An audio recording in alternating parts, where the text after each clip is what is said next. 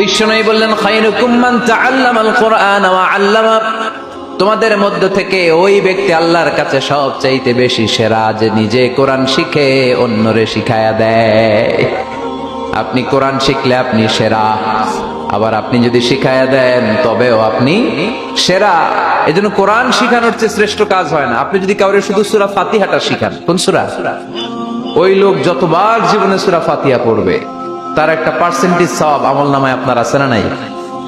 আবার ওই লোক যদি কাউরে এই সূরা ফাতিহাটা শিখায়, আবার যারে শিখালে এ যদি আবার আরেকজনরে শিখায়, এভাবে যত জনকে শিখাবে প্রত্যেকের সওয়াব থেকে একটা পার্সেন্টেজ সওয়াব আপনার আমলনামায় দিয়ে দিবে কে?